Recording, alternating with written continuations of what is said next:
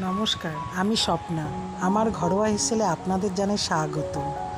আজকে আমি করে দেখাবো ডিম কষা। তবে শুরু করা যাক।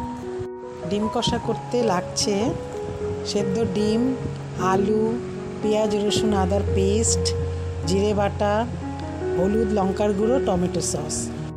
গ্যাসে কড়াই বসিয়ে তাতে সর্ষের তেল দিয়ে তেলটা গরম হয়ে আসলে তার মধ্যে একটু নুন হলুদ দিয়ে সেদ্ধ করা ডিমগুলো ছেড়ে দেব। ছেড়ে দিয়ে ভেজে নিয়ে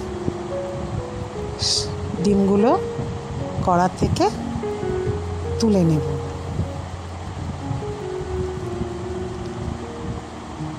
ওই কড়াইয়ের তেলেই আলুগুলো ভেজে নেব। আলুগুলো ছেড়ে দিয়ে একটু নাড়াচাড়া করে নিলাম। একটা ঢাকনা দিয়ে ঢেকে দিয়েছিলাম। ঢাকনাটা তুলে আবার একটু নাড়াচাড়া করে নিলাম।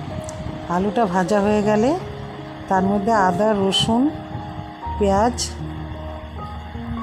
মশলাটা দিয়ে মশলাটাকে কষিয়ে নিলাম। মশলা কষে গেলে তার মধ্যে লঙ্কা বাটা, হলুদ, জিরে বাটা সব দিয়ে কষিয়ে নিলাম। তারপর টমেটো সসটা দিয়ে দিলাম। একটু কসুরি মেথি দিয়ে দিলাম। দিয়ে কষিয়ে নিয়ে তার মধ্যে নুন দিয়ে দিলাম। নুন দিয়ে কষানো হয়ে গেলে জল দিয়ে দিলাম।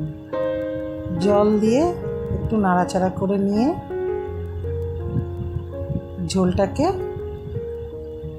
ফুটতে দিলাম। ঝোল ফুটে গেলে ওর মধ্যে ডিমগুলোকে ছেড়ে দিলাম। ওর মধ্যে একটু চিনি দিয়ে দিলাম, গরম মশলার গুঁড়ো দিলাম, লঙ্কা দিলাম,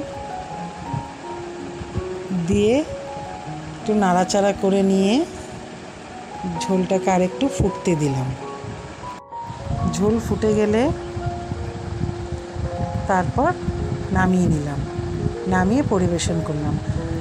আমার রান্নাটা যদি ভালো লেগে থাকে লাইক, শেয়ার, কমেন্ট করতে ভুলবেন না। আমার চ্যানেলটাকে সাবস্ক্রাইব করবেন। আজকে তবে আসি, আবার দেখা হবে নতুন কোনো রান্না নিয়ে।